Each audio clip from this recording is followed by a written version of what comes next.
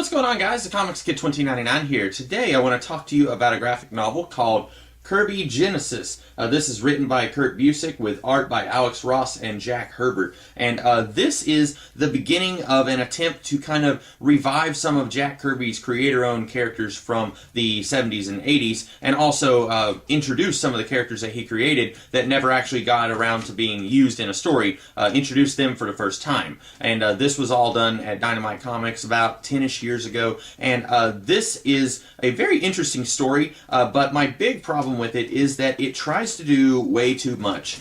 This is 8.5 issues long. The 0 issue is not a full-length issue. 8.5 issues long, and I still don't feel like we get enough space for all of the characters that are introduced here. We have a guy named Captain Victory and his Galactic Rangers. We have Silver Star. We have another group of Rangers, an all-female police force from some planet. Then we have the villain that they are chasing down. We have the villain that Silver Star is chasing down. Then we have a guy named Kirby and then his girlfriend, both of whom get weird stuff that happened to them. Her dad. Then we have this thing called the Phantom Continent with a Nazi, two other guys, and a Bigfoot on the Phantom Continent. And then you've got these things called the Primals that are like these big god creatures, and then they were created by something else. And then you have this thing that's kind of like a brother to the Primals but isn't quite a primal. And then you've also got these things called it's the something 2, not the Primal 2, but it's like the whatever. There was a station, a space station that was sent out, and then had this drawing that in real life Jack Kirby drew this drawing, and then in this story it's saying that somebody drew this drawing and it was put on the space station as a representation of humankind. And then it goes through this weird space energy thing, and then the drawing of these two superheroes actually becomes real holographic 200 feet tall superheroes that come back to Earth. So you got those things. Then you got this guy called the Wanderer, and then his girlfriend who just disappears about a third of the way through the book.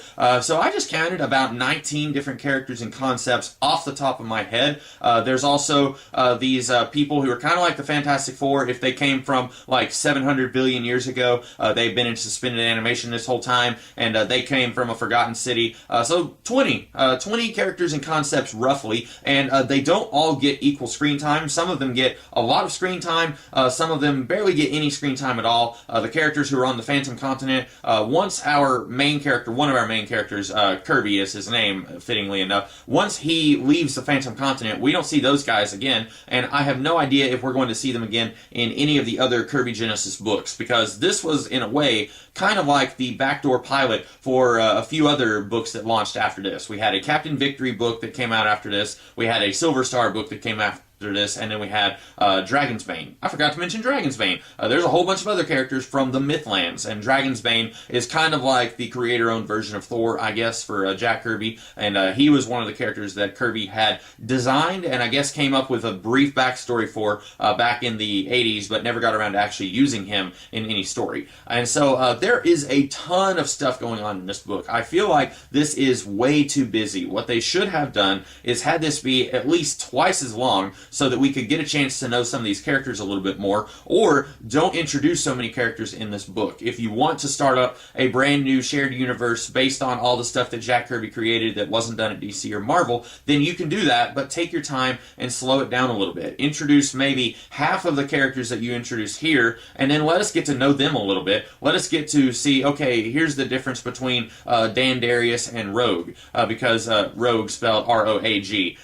Because whenever it starts introducing so many characters like that, I start having trouble keeping up with everybody. At one point, we had several villains who were all allied with each other, and I was having trouble keeping them all straight. I couldn't remember which ones were being chased by Captain Victory, and which ones were being chased by that all-female police squad, and which ones were being chased by Silver Star. There was a lot of stuff going on here, way too many characters for me to keep up with. And so, as such, this is going to feel very dense, and it's going to feel very rushed, but at the same time, it's going to be hard to get through it because there's so much that you're having to keep up with. You almost need a big newspaper corkboard thing with yarn going all over the place like a crazy conspiracy theorist. You almost need one of those just to keep up with everything that's going on in this book. And I'm hoping that some of the other Kirby Genesis books that came out around this time, that they are easier to keep up with, because a book that just focuses on Dragon's Bane or just focuses on Silver Star is not going to have 19 other main characters from the Kirby Genesis universe. But I did enjoy this book, even though it was a lot to keep up with. And that's partly because I'm a huge fan of Jack Kirby and a lot of the stuff that he did in the 70s and 80s, and really throughout his entire career. But I really love some of the stuff from the 70s. I think that's my favorite era of Jack Kirby. And I really would love to have seen some of these characters kind of get their own book and kind of flourish and be explored a little bit more. The Phantom Continent, I think, would be a very interesting idea for a TV series, and I'm sure there have been TV series kind of like that.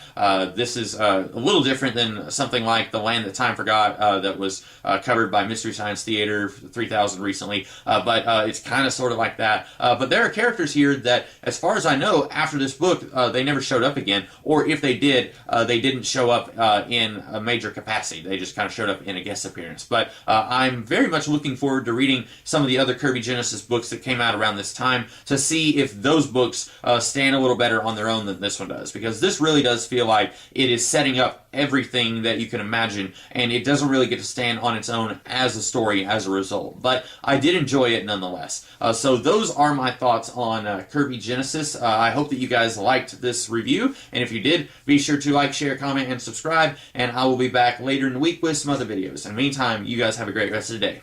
Catch you later.